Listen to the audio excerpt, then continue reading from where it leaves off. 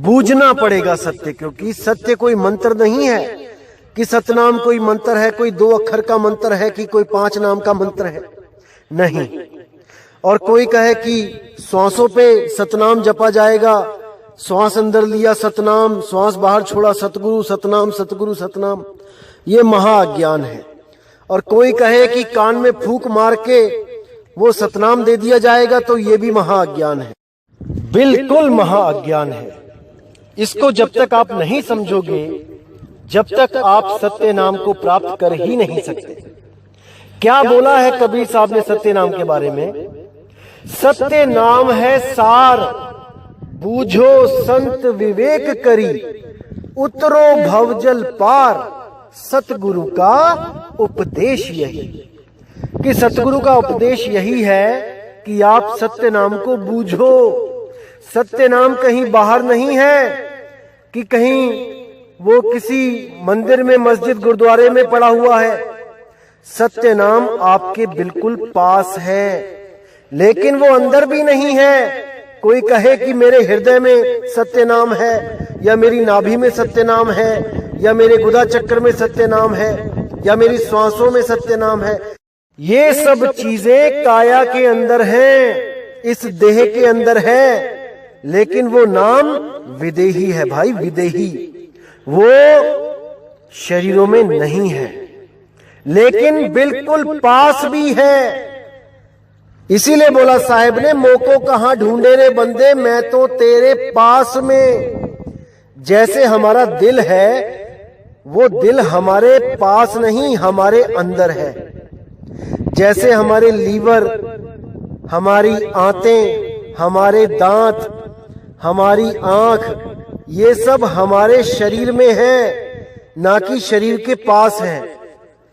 इसी तरह जो चीज पास है लेकिन अंदर नहीं है, उसका भेद सतगुरु बताते हैं, और उसको बूझना पड़ता है।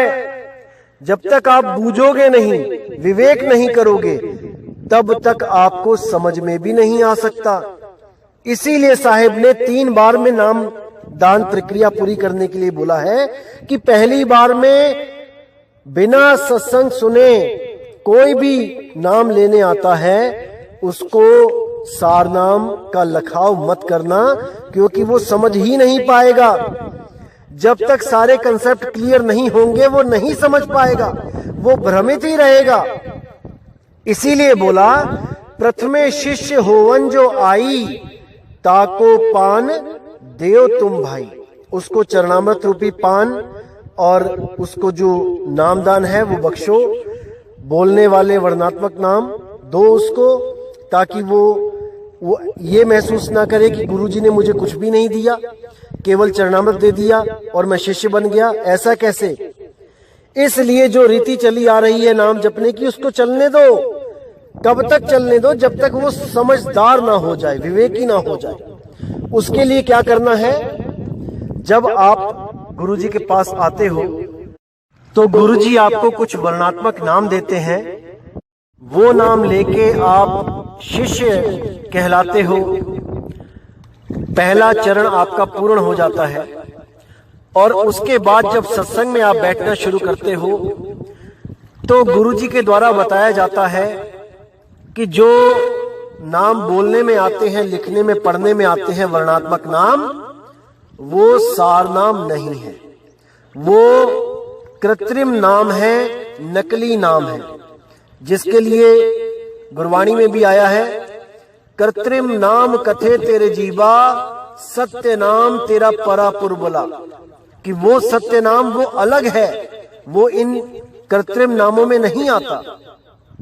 तो जब ये सत्संग सुन सुन के जब जीव जागृत हो जाता है, जब शिष्य समझ जाता है कि जो गुरुजी ने मुझे अभी नाम दिए हैं ये तो वर्णात्मक नाम है, वो असली सार नाम तो अभी लेना बाकी है।